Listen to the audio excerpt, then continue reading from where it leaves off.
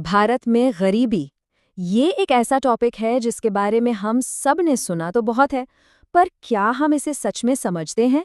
आज हम इसी की पूरी कहानी को समझने की कोशिश करेंगे। ये सवाल सुनने में तो बहुत सिंपल लगता है, पर इसका जवाब उतना ही कॉम्प्लेक्स है। क्या इसका मतलब सिर्फ पैसों की कमी है, या इसके पीछे कुछ और भी है? तो चलिए इस सफर पर चलते हैं। हम इन 5 स्टेजेस में इस पूरे मुद्दे को समझेंगे। गरीबी के मतलब से लेकर इसके खिलाफ जो लड़ाई चल रही है, वहां तक।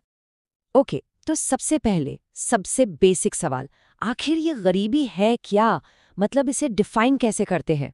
देखिए, एक्सपर्ट्स जो है ना, वो गरीबी को मोटा मोटा दो तरह से देखते हैं।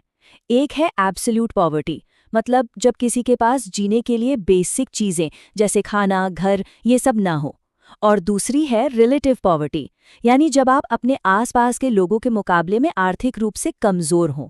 भारत का फोकस ज्यादातर एब्सोल्यूट पॉवर्टी पर ही रहा है। लेकिन अब है ना, दुनिया भर में सोच थोड़ी बदल रही है। अब फोकस है मल्टी डिमेंशनल पॉवर्टी पर। इसका मतलब ये है कि गरीबी सिर्फ इनकम की कमी नहीं है, नहीं, ये एक पूरा जाल है जिसमें खराब हेल्थ, अच्छी शिक्षा की कमी, साफ पानी न मिलना, ऐसी कई चीजें शामिल हैं जो एक इंसान की जिंदगी की क्वालिटी पर असर डालती हैं। और ये सिर्फ किताबी बातें नहीं है, इसका असल जिंदगी पर असर बहुत गंभीर है। जरा सोचिए उस बच्चे के बारे में जो एक ऐसे घर में पैदा होता है जहां ना ठीक से पोषण मिलता है, ना पढ़ने का माहौल। उसकी जिंदगी की शुरुआत ही एक मुश्किल से होती है, जो आगे चलकर और बड़ी हो जाती है। इस स्लाइड में एक और इंटरेस्टिंग बात है, गरीबी हमेशा परमानेंट हो ये जरूरी नहीं। कुछ लोग ऑलवेज पुअर की कैटेगरी में आते हैं, लेकिन कई लोग ट्रांजिएंट पुअर भी होते हैं। जैसे सोचिए, कोई किसान है जिसकी फसल किसी साल खराब हो गई, या कोई मजदूर जिसे चोट लग गई और वो काम नहीं कर पा रहा। ये लोग अचानक गरीबी में आ जाते हैं, पर हो सकता है कि बाद में उससे निकल भी जाए। तो सवाल ये है कि इन गरीब लोगों को गिना कैसे जाता है? यहीं पर एंट्री होती है गरीबी रेखा या पॉवर्टी लाइन की, और भारत में इसकी कहानी भी बड़ी दिलचस्प रही है। बिल्कुल, शुरुआत में आइडिया बहुत ही सिंपल था। जिंदा रहने के लिए एक इंसान को कितना खाना जरूरी है? तो एक्सपर्ट्स ने इसका हिसाब लगाया कैलोरीज में। गांव के लिए 2400 कैलोरीज हर दिन और शहर के लिए 2100। और बस इतनी कैलोरीज खरीदने के लिए जितने पैसे चाहिए, वही बन गई हमारी पॉवर्टी लाइन।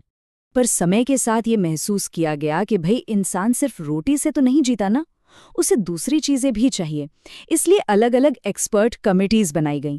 लकड़ावाला कमेटी ने कहा कि हर राज्य की अपनी अलग पॉवर्टी लाइन होनी चाहिए।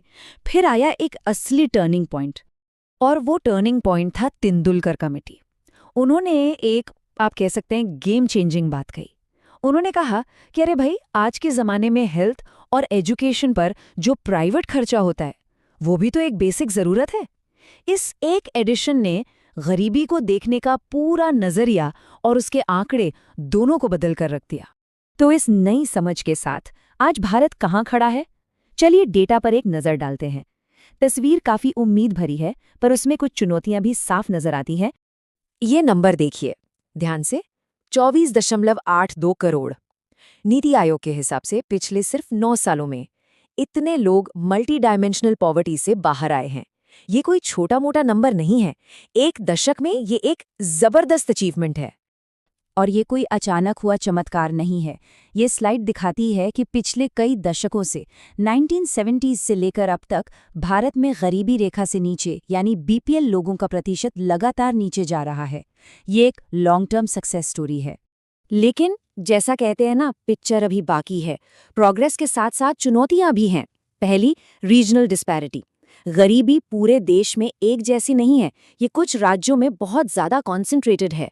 और दूसरा, बच्चों में कुपोषण, जो इन्हीं गरीब इलाकों में एक बहुत बड़ा मुद्दा है। तो ये प्रोग्रेस आखिर हुआ कैसे? जाहिर है, इसके पीछे एक सोचा समझा मल्टी प्रोंग्ड एक्शन प्लान है, जिसके जरिए गरीबी के हर पहलू पर वार किया गया है। बिल्कुल, यहाँ स्क्रीन पर देखिए, खाद्य सुरक्षा के लिए एनएफएसए, हेल्थ के लिए पोषण अभियान, सिर पर छत के लिए पीएमएवाई, गैस सिलेंडर के लिए उज्ज्वला, रोजगार के लिए मनरेगा। लिस्ट बहुत लंबी है। आइडिया ये है कि गरीबी के हर डायमेंशन पर एक साथ अटैक किया जाए। चलिए एक छोटा सा एग्जाम्पल लेते हैं। उज्ज्वला योजना, ये सिर्फ गैस सिलेंडर देना नहीं है, जरा उस गांव की महिला को इमेजिन कीजिए जिसका काफी समय लकड़ी ढूंढने और फिर धुएं से भरे चूल्हे पर खाना बनाने में जाता था। अब गैस सिलेंडर से उसकी सेहत सुधरी और जो समय बचा उससे वो कोई छोटा काम कर सकती है या बच्चों पर ध्यान दे सकती है। यही तो है असली बदलाव। चलिए, इतनी सारी इन्फॉर्मेशन के बाद अब टाइम है एक क्विक नॉलेज चेक का। थोड़ा फन हो जाए, रेडी है? पहला सवाल, तेंदुलकर कमेटी ने वो कौन सी गेम चेंजिंग चीज ऐड की थी? थोड़ा सोचिए। हाँ, सही जवाब है बी, हेल्थ और एजुकेशन। उन्होंने ही कहा था कि ये भी बेसिक जरूरतें हैं। अगला सवाल, नीति आयोग का वो बड़ा सा नंबर याद आया? बिल्कुल सही जवाब है सी, लगभग 25 करोड़। क्या शानदार अचीवमेंट है। तीसरा सवाल एक बहुत पॉपुलर स्कीम के बारे में है, PMAY। इसका जवाब है बी, आवास यानी हाउसिंग, सिर पर छत। ओके, ये थोड़ा सा ट्रिकी है, सोचकर जवाब दीजिएगा। मल्टी डायमेंशनल पॉवर्टी के डायमेंशंस में इनमें से क्या नहीं आता? करेक्ट आंसर है सी, रिलेटिव इनकम। याद है ना, वो एक अलग कॉन्सेप्ट था, सोशल कंपैरिजन वाला। और आखिरी सवाल, चलिए बिल्कुल शुरुआत में चलते हैं। ओरिजिनल पॉवर्टी लाइन का बेसिस क्या था? जवाब है ए, मिनिमम डेली कैलोरी इनटेक, सिर्फ खाने की जरूरत। तो पूरी बात का निचोड़ क्या है? बॉटम लाइन ये है कि जैसे जैसे गरीबी को लेकर हमारी समझ गहरी होती गई, कैलोरीज से मल्टी डायमेंशनल अप्रोच तक, वैसे वैसे उससे लड़ने के हमारे तरीके भी बेहतर और ज्यादा असरदार होते गए। ये एक इवोल्यूशन की कहानी है।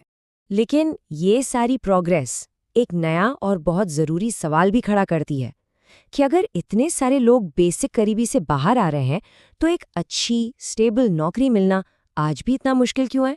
ये एक पहेली है जिसे हम सुलझाने की कोशिश करेंगे अपने अगले एपिसोड में, जिसका टॉपिक है बेरोजगारी। हमसे ज़रूर जुड़िएगा।